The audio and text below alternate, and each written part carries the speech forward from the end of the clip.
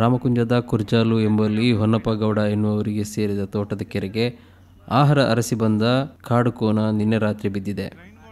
ಮನೆ ಮಂದಿ ಮುಂಜಾನೆ ತೋಟಕ್ಕೆ ಬಂದ ಸಮಯದಲ್ಲಿ ಕಾಡುಕೋನ ಕೆರೆಯಲ್ಲಿರುವುದು ಪತ್ತೆಯಾಗಿದೆ.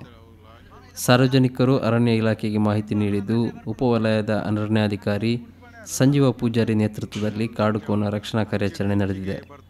ಕೆರೆಯನ್ನು ಒಂದು ಬದಿಯಿಂದ ಒಡೆದು ಕಾಡುಕೋನ ಹೊರಹೋಗುವಂತೆ ಗ್ರಾಮಸ್ಥರು ಮತ್ತು ಅರಣ್ಯ ಸಿಬ್ಬಂದಿ ಮಾಡಿದ್ದಾರೆ.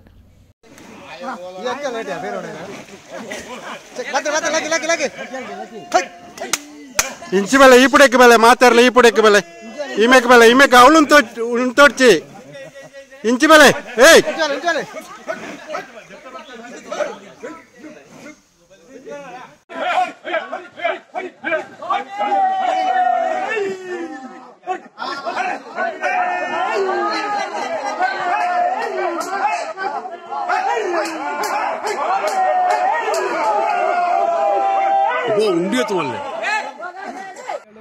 ನಾಡಿಗೆ ಬರುವುದು ಈಗ ಸ್ವಾಭಾವಿಕವಾಗಿದೆ. ಯಾಕಂದರೆ ಕಾಡು ಸ್ವಲ್ಪ ಕಡಿಮೆ ಆಗ್ತಾ ಬಂದಿದೆ ಈ ಕಡೆ ದಕ್ಷಿಣ ಕನ್ನಡದಲ್ಲಿ. ಅಂದರೆ ಸಣ್ಣ ಪುಟ್ಟ ಕಾಡಲ್ಲೆಲ್ಲ ಇದನ್ನು ಕಡಿದು ಈಗ ತೋಟ ಕೃಷಿ ಮಾಡುವ ಹಂತಕ್ಕೆ ಜನರು ಬಂದಿದ್ದಾರೆ.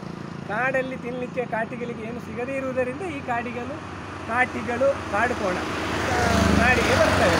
ಇಲ್ಲಿ ಬಂದುದು ರಾತ್ರಿ ದಾರಿ ತಪ್ಪಿ ಕೆರೆಗೆ ಬಿದ್ದಿದೆ. ಇದನ್ನೀಗ ಊರವರ ಹೆಚ್ಚಿನವರ ಸಹಕಾರದಿಂದ ನಾವು ಮೇಲಕ್ಕೆತ್ತುವಂಥ ಕೆಲಸವನ್ನು ಮಾಡಿ ಅದು ಈಗ ತಾನಾಗಿ ಮೇಲೆ ಬಂದದ್ದಲ್ಲ. ಅವರು ಅದಕ್ಕೆ ದಾರಿ ಮಾಡಿಕೊಟ್ಟು ನಮ್ಮ ಪ್ರಯತ್ನದಿಂದ ಮೇಲೆತ್ತಿ ಅದು ಪುನಃ ಕಾಡಿಗೆ ಹೋಗಿರ್ತದೆ.